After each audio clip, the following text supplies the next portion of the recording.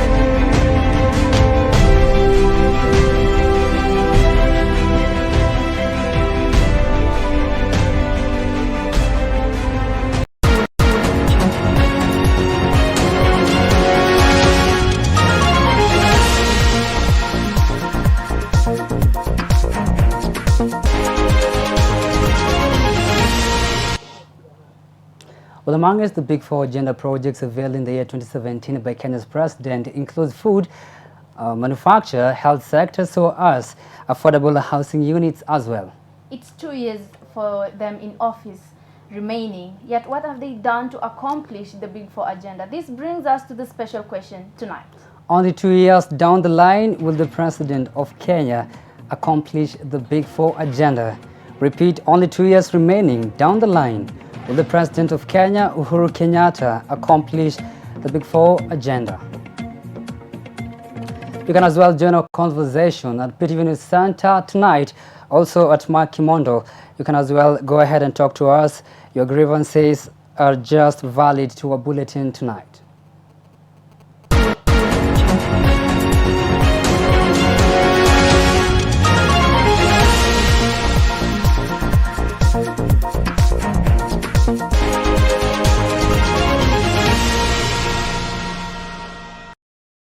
We are mandated actually to carry out ferry services, not only at Likoni. Plans to foster tourism in the state. Kenya Ferry Services announced a 5-year plan to diversify its services. Alumni to visit their former institutions. Michael Mtindo urged graduates to pay a visit to their former institutions so as to foster development projects. It is too much to wait. Thika MP declares pension delay to civil servants who die in services.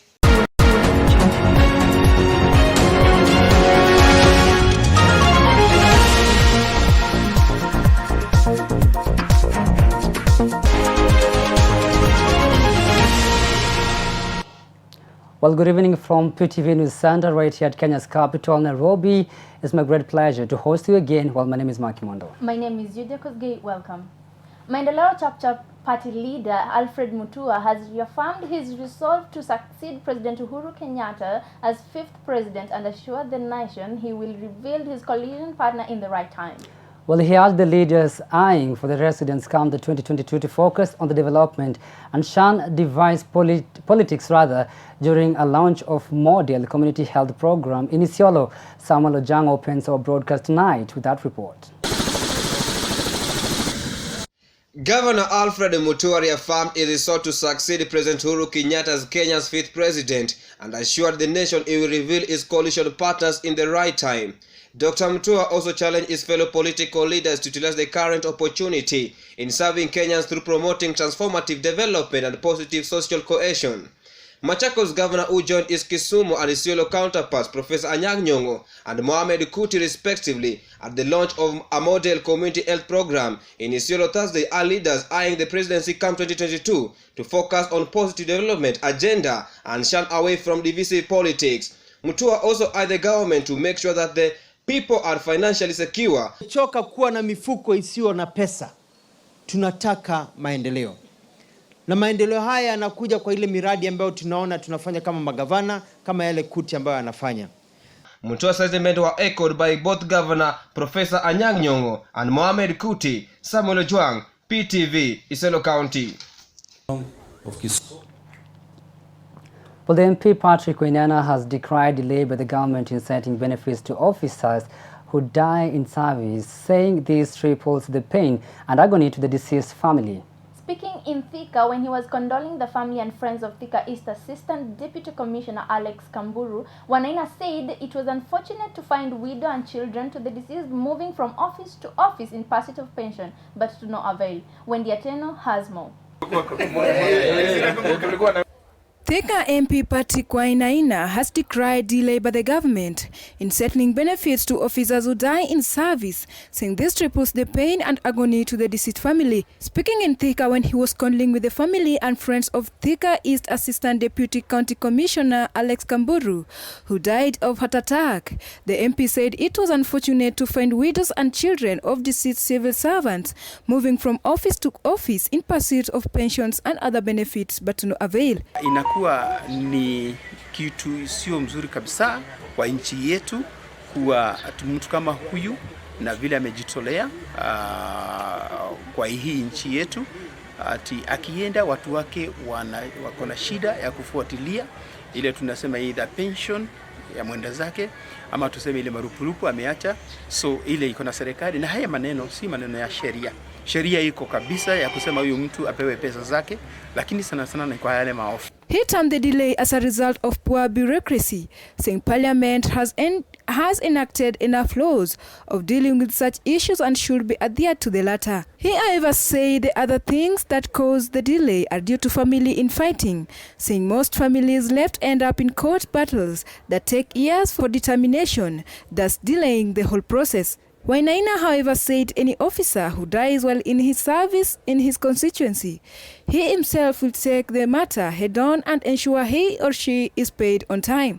Lakini mimi nikiwa mjumbe, siwezi kusema kuna sheria nyingine tutaweka kwa sababu sheria iko vile tutafanya ni kufuatilia kwa hizi ofisi na kuhakikisha hawa watu wameachwa wamepata haki zao.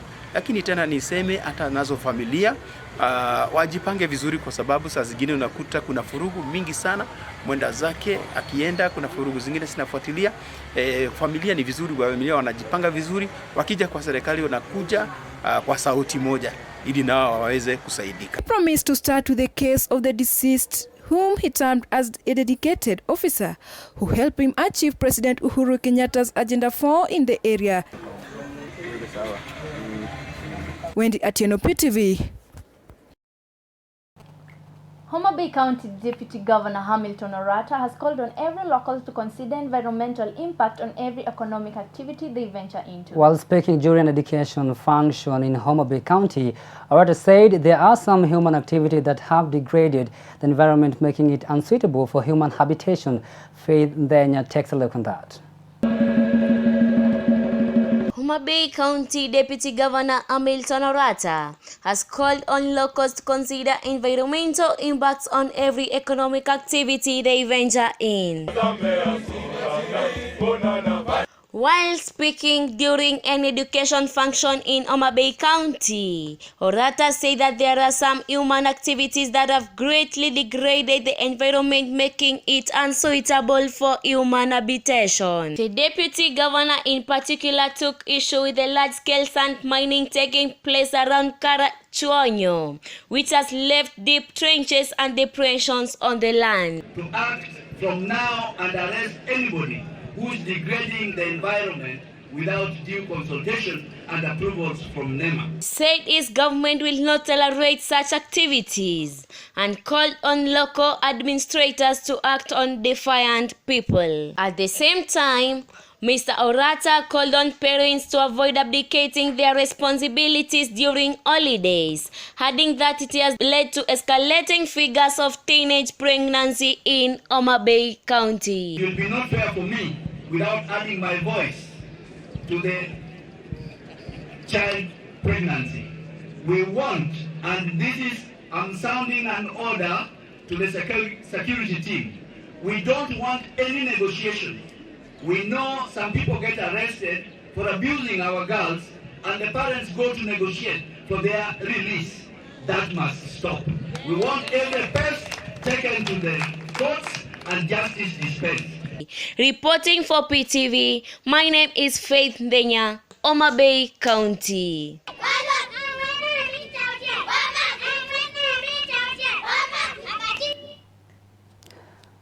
Well, we now take our first short commercial break right here at PTV News Center. But before that, allow us to give a review on the special question tonight.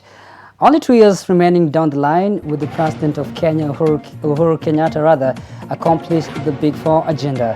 I repeat it again, only 2 years remaining down the line with the President of Kenya, Uhuru Kenyatta, accomplish the Big Four agenda. Join our conversation portal line at Kimondo. The hashtag tonight being PTV News Center. We take our first short quick commercial break. We'll be right back in a while.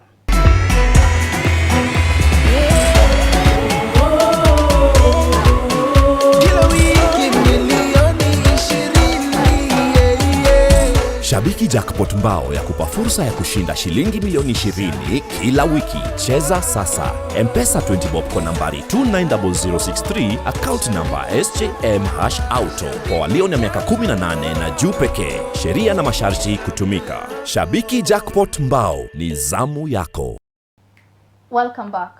Members of the public and workmates of the 39-year-old man Patrick Gitonga, who was allegedly beaten to death by police officers on Saturday, have refused the claim that they are responsible for the death of their colleague. On the other hand, Isiolo Sub-County Police Commander Moses Owiti said that the deceased was assaulted by the public who came to the aid of the police officers after they were overpowered while arresting the deceased. Charlene Wambugu gives more on this. Members of the public and workmates of the 39-year-old man who was allegedly beaten to death by police officers on Saturday have refused the claims. Isiolo Sub-County Police Commander Moses Owiti said that the deceased was assaulted by members of the public who came to the aid of 4 police officers after they were overpowered while arresting the deceased. Isiolo SCPC Moses Owiti yesterday issued a press statement denying any accusations by the 4 police officers who were on a mission to arrest the 39-year-old Patrick Gitonga, following the accusations that he threatened to kill one complainant whose name is withheld for security reasons. The moment he was arrested, he turned violent and resisted lawful arrest. He picked a stone and hit one officer on the head, injuring him. Where is that officer? Yes, yeah. Can you see how he was injured? He fell down, became unconscious, and was assisted.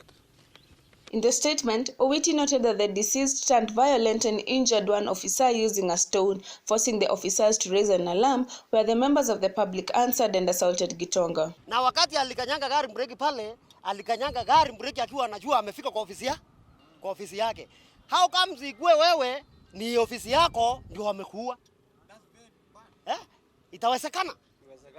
Sasa huyu OCS aongee mzuri sana na asichunge maneno ya uchenzi hapa Isiolo, na achunge ya askari wake wanatembea hata na marungu kupiga watu usiku, si ati kubeba mtu wampeleke kwa mashtaka ile inastahili, ni askari anabeba rungu kupiga raia usiku. Hata kabla ya saa 2 hajafika askari wako barabara na rungu. Kwa hivyo hiyo si sheria. Na sheria ile iko ukikamatwa na askari, kuna koti upelekwe njanji ya kufungulia mashtaka. Kama utafungwa ufungwe, kama utajitetea ujitetee utoke nda. Lakini hizi kusemekana wana ni askari ni raia imekuwa. Kwani wao askari ulikuwa unabeba mtu mtoe town umlete uone raia? According to the police chief, Gitonga was taken to Isiolo police cells where he complained of pains and later rushed to Isiolo County Referral Hospital where he succumbed to the injuries shortly after arrival at the hospital. The suspect overpowered the officers. They raised an alarm, and members of the public came to their rescue. The public used reasonable and necessary force to arrest him and handed him over to police, who escorted him to police station. At the station, he was booked for threatening to kill, 1, 2, assaulting a police officer, 3, resisting lawful arrest. While in cells, he complained of illness and was taken to Isiolo Hospital and admitted. He later passed on. Case is being investigated. Workmates of the deceased person now want the 4 police officers to bear full responsibility for his death. Wakimpeleka kwa station na baadaye tukafuata na yule mwalimu tu wakaenda akipiga nduru. Tukafika kwa stage inaitwa Ruaraka, tukakuta hapo watu wanashangaa nini inaendelea kwa ile gari, kwa sababu alikuwa anaenda akipiga nduru kwa nguvu sana. Wakapiga paka huko town, hata wamama wa soko wakaanza kuangalia hiyo gari wakisikia ni nduru inapigwa huko ndani.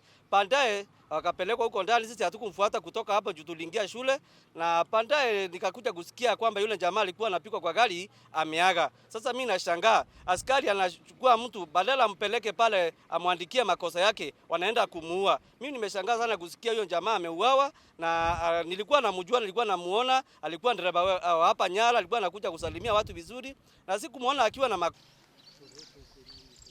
The youth accused the police boss of trying to cover up the whole issue by implicating that it is the members of the public who killed Gitonga. Shalini Mbugu, PTV.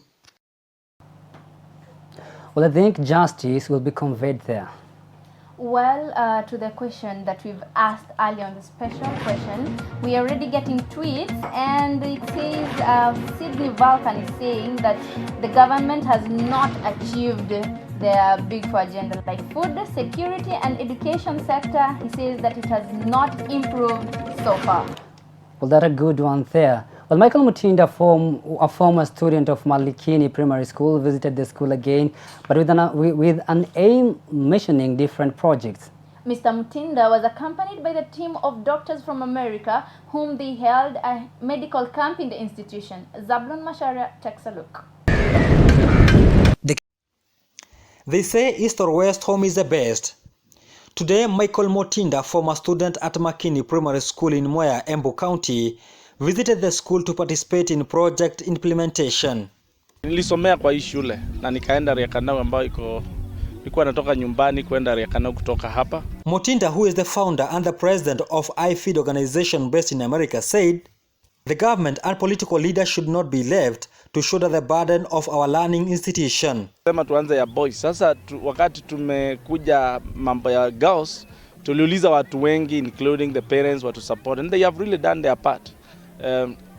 Tumemaliza finally leo tumeweza kufungua. Mr. Mutinda was commissioning toilets at Makini Primary School constructed by his organization, where he also added he is ready to work with like-minded people to elevate the lives of the local communities. Sema ya kutoboa maji hapa ilikuwa ni one of my vision program ile nilikuwa nayo. Sasa unaona tukisaidiana watu wa hapa na tukisaidiana na serikali tuta improve community yetu. As a result of visiting the school, he said he has seen improvement in the community and also in education sector. The area MC Harrison Mwaluko appreciated the work being done by Mutinda, saying this is the route that Embu County want to take. Shule ya Malikini imepata vyoo 8 vya wasichana ambazo watakuwa wakitumia kwa muda mrefu kwa sababu zimetengenezwa kwa hali ya juu, na ambazo zimetumia pesa kutoka kwa ufadhili wa marafiki zake wa huko nchi ya Amerika. He also added, we are looking for investors to invest in our county so as to complement 68 billion for county integrated development plan for the next 5 years, which has a shortfall of 29 billion. Mimi ndio mwenyekiti wa bajeti katika kaunti yetu ya Embu, na katika mipango ya serikali ile tunaita CNDP tulitengeneza, na kwa miaka 5 tumesema wafadhili wote wale wangetaka kuingia Embu County wanaweza kuja kwa sehemu zote, kwa sababu County Integrated Development Plan yetu ni ya 68 billion, na ile pesa county itakuwa imepata kwa hiyo miaka 5 ni 39 billion. Kwa hivyo tuko na uvumbuvu mkubwa, na wale wafadhili ambao wanakuja ndio watakuwa sasa wakitujazia huku ndani. In addition, Mutinda, who is a former US military officer, said his organization also organizes medical camps at Makini Primary School with a team of doctors from America after every 2 years. Tukiletea watu mandawa, kwa sababu wakati tulianza kuleta mandawa kukuwa na clinic, na sasa serikali nayo ikatupea nurse. Zablon Masharia, 4PTV, Nairobi. Well, it sounds quite pretty much awesome, understanding that you have to embrace unity in Kenya to take Kenya into another step forward. Well, the Kenya Ferry Service has announced a 5-year plan to diversify its service aimed at beating the competing transport market following the construction of Dongo Kundu bypass in Mombasa. Mr. Dan Mwanzo, Kenya Ferry Service chairman, said their intention is to satisfy service to attract more customers to seek their services. Let's have a look. The Kenya Ferry Services has announced 5 years plan to diversify its services aimed at beating the competing transport market following the construction of Dongo Kundu bypass in Mombasa. Mr. Dan Mwanzo, Kenya Ferry Service chairman, said the intention is to satisfy services to attract more customers to seek their services. We are mandated actually to carry out ferry services, not only at Likoni. We are looking forward to expanding our services places like Lake Victoria, Lake Turkana, and even in future in Lamu, because the port is coming up. We need to look forward to doing that. So this strategic plan for 5 days is actually for us to focus so that we can take care of the expansions and also make sure that we increase our business for us to grow our profitability. Speaking to the press during a Kenya Ferry Service Board of Management meeting held at Ocean Beach Resort in Malindi, Kilifi County, he said they intend to ensure the services does not discriminate the disabled and also inform their customers. My pillars are safety, security, customer service, profitability, enhancing our services and our stakeholders so that our corporate image improves as a whole.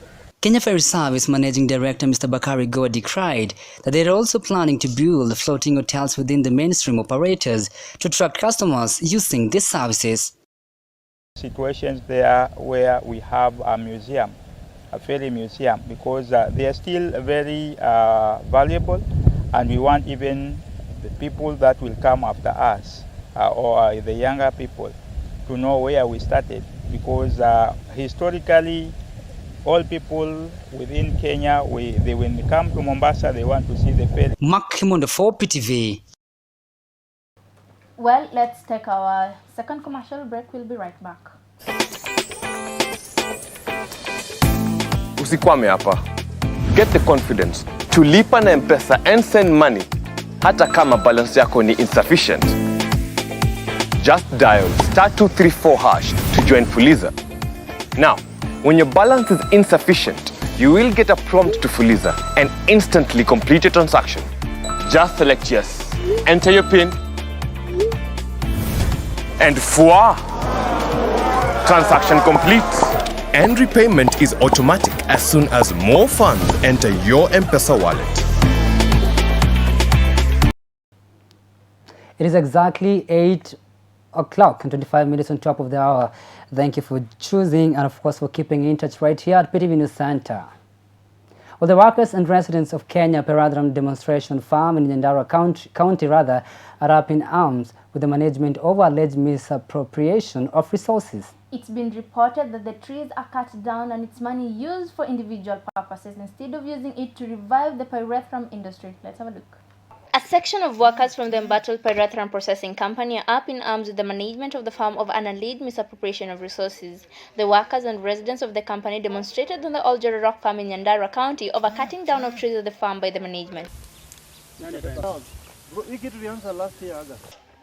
It was reported that the trees that were meant to be taken to the Nakuru boiler for drying and harvesting of the pyrethrum didn't get processed. It's been claimed that the factory was not on operation and hence raising concern as to where the logs were being taken to. George Onyango, a shop steward at the company, said that it was unfortunate that trees worth Kenya shillings 15 million ended up in individual pocket instead of going back to the company and revive the electric power sector. So this destruction imeleta hasara kubwa sana, milioni 15 imeenda na bypass.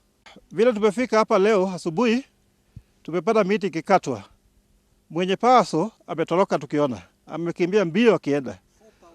4 power source. Okay, wafanyakazi hapa wote wametoroka, wameingia kwa kijiji. Tumejaribu kuwaita, wanasema wameenda Nyahururu. So tafadhali bwana OCS Ngano, tafuta hiyo watu wote na waweke ndani. Ya pili, ofisi ya DPP, report ya corruption ya Pyrethrum Processing Company was done. Na Hassan, director Nakuru, akasema report iko tayari for prosecution.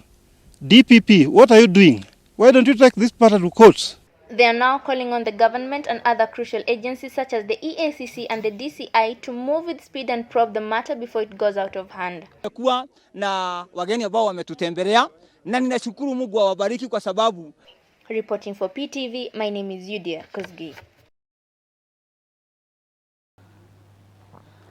Youths from Baringo are set to get new motorcycle rider license after the county government embarked on a plan to sponsor them for driving classes in a bid to rescue road carnage. The youth drawn equally from the county's 6 sub-counties will be trained by Bartech Driving School in a move aimed at enhancing safety for the rider and passengers. Rhoda Muguri reports. The county government of Baringo has promised motorcycle riders to sponsor them in getting licensed in a bid introduced on carnage, whereby youth drawn equally from the 6 sub-counties will be trained at Bartech Driving School in order to enhance safety for the rider and the passenger. Speaking during handing over of interim licenses, Governor Stanley Kiptis and his administration are taking the initiative to support 600 riders every year. Sababu ambao ililenga sisi tufanye kazi.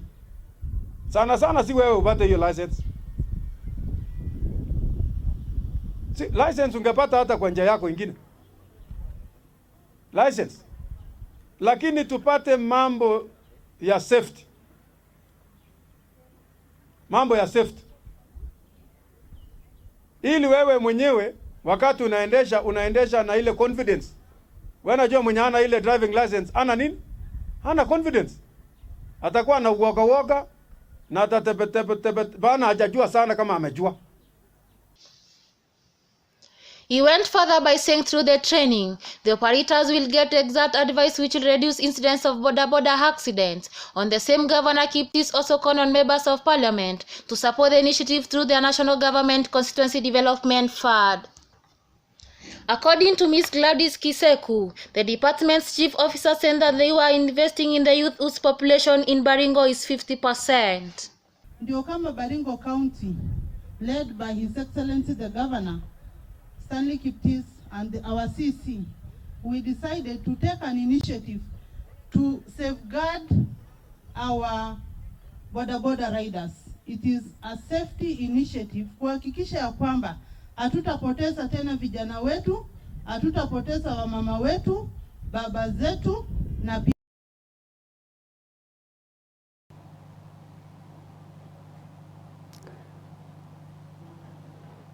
And now on the Big Four agenda, we asked you before, only 2 years remaining down the line, and yet we don't understand if Uhuru Kenyatta, the state's president, has done anything about it, and yet we're having only 2 years down the line. Starting with some of the reviews that you guys have just shared right here at our platform at Kimondo. Well, the Big Four agenda can only be accomplished if the government rather will focus more on job creation and food security. That is Faith Nyawera Kimani. Well, Charlene says that she thinks that it has improved in school section because children cannot miss school. On transport, it's a big improvement because they can see that roads and railways are quite good. But she's saying on health, it is so bad. Nothing has been done at all. But according to Charlene, you have to give the government some credit. Alternative-wise, understand that Lynette wants ahead to say there is time left. As Kenyans, we hope the government will be able to accomplish the Big Four agenda. Well, thank you very much, of course, for keeping it in touch right here at PTV News Center, right here at Kenya's capital, Nairobi. It has been such a pleasure to have you. My name is Kimondo, but before I just leave you, remind you that nimble sixpence is much better than a slow shilling. Well, my name is Euodia Kosgey. Till we meet again, good night.